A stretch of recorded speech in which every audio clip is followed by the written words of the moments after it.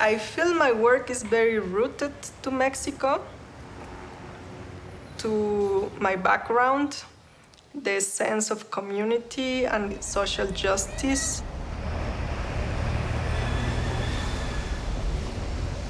We are in a general crisis.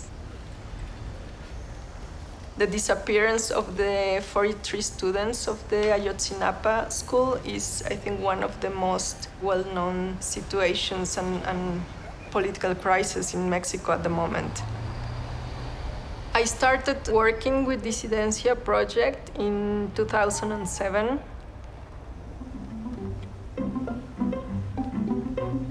I was going to film and very much trace a cartography of resistance and dissidence in Mexico City.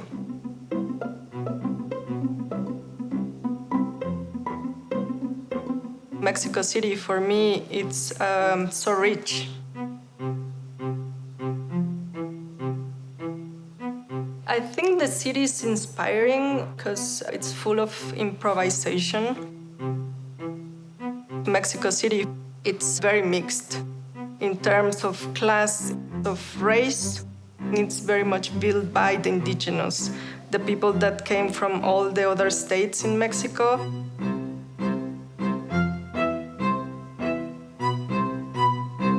And I think the other element that is present together with these rural elements is the sense of community.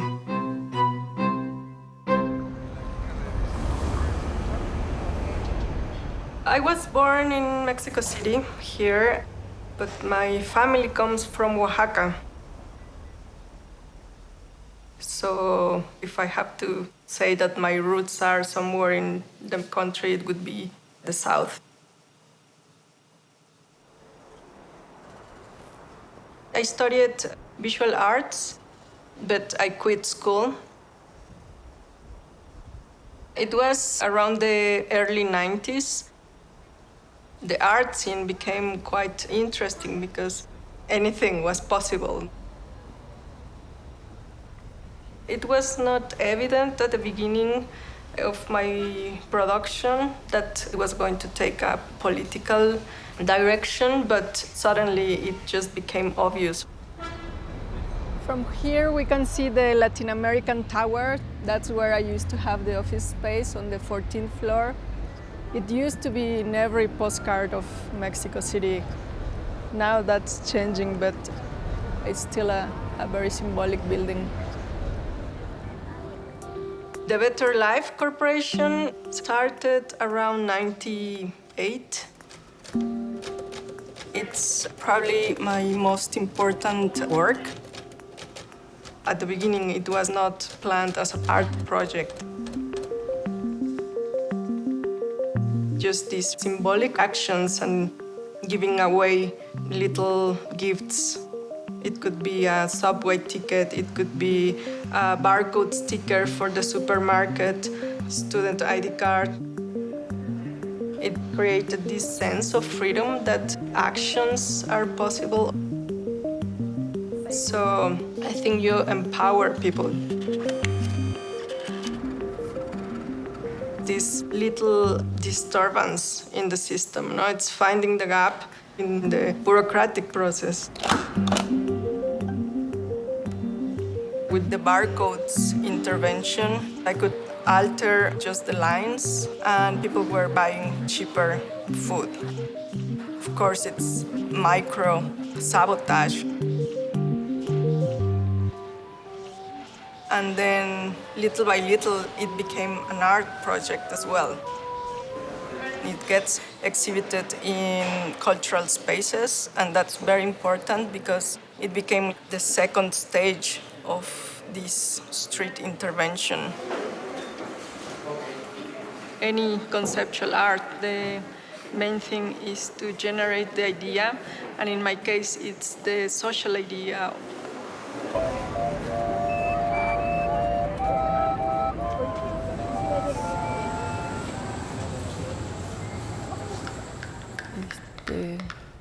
Sí, marcarlas con lápiz, no sé, como esta que está redondeado o esta orillita. Okay. Nada más. In this visual society, it seems that we are at the same time blinded. The things that we face every day that are signs of the social crisis, sometimes they get transparent and forgotten. So some of my projects, the exercise is very much reworking the visual code to make things visible again. One of the first ones was the Del Monte campaign. I decided to alter the brand and generate a campaign about the actual situation of how the company is influencing politics or land struggles in countries like Guatemala. Cuidado con el pincel ahí arriba de la escalera. Se va.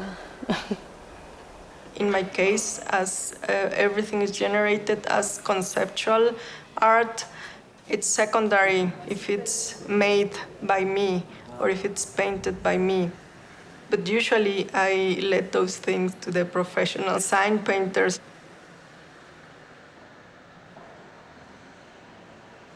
For me, it's a strategy that connects to billboards or other kind of advertising. The branding of companies. You are already familiar with the image, and then you get this other connotation connected to that image. So it's playful.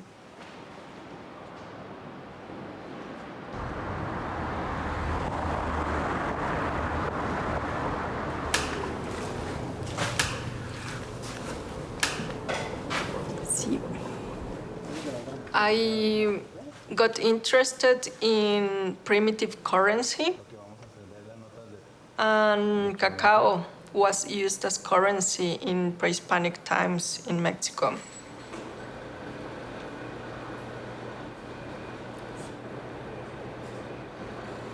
El cacao más político pues era el soconusco y es el que usamos para producir las 500 orejas de la exposición. Fue el chocolate que por primera vez atravesó el Atlántico en la historia de la humanidad y los Reyes Católicos lo probaron por primera vez. 1521, ¿no? Exactamente.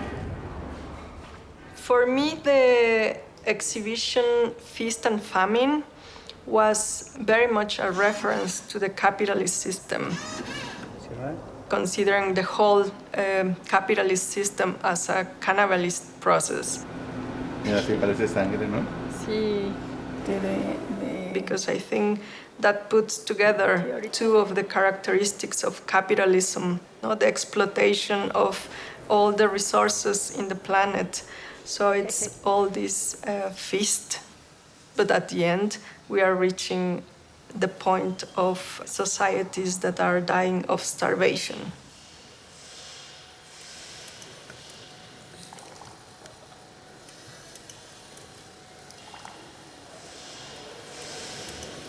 For me, the most important artwork in the whole show, it's the chocolate dripping from the ceiling of the gallery. Every time the chocolate drips, one person dies of starvation in the world. And that's every 3.6 seconds. It's a terrible fact, but somehow it's translated into this chocolate sculpture.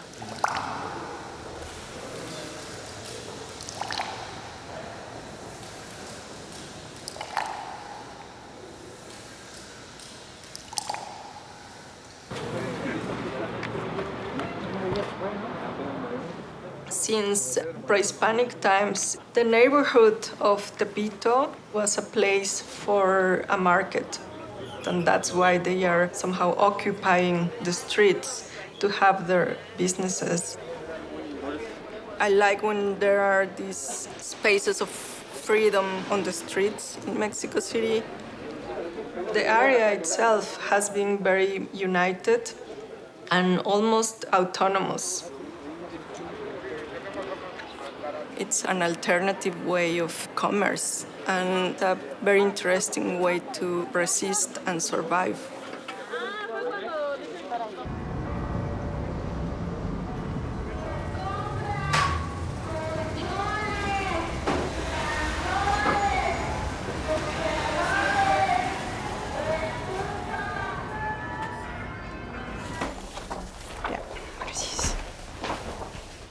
The slogan part of the poster, against the forbidden, the streets of the possible, refers to the neighborhood Tepito and the bigger movement that really wants to take the streets as a public place to demonstrate or to act politically.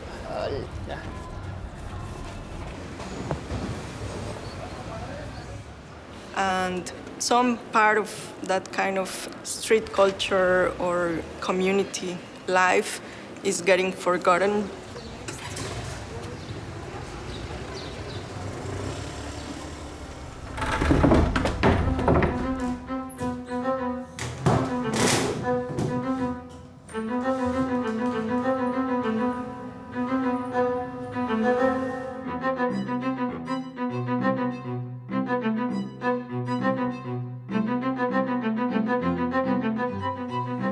Art is totally connected to social change.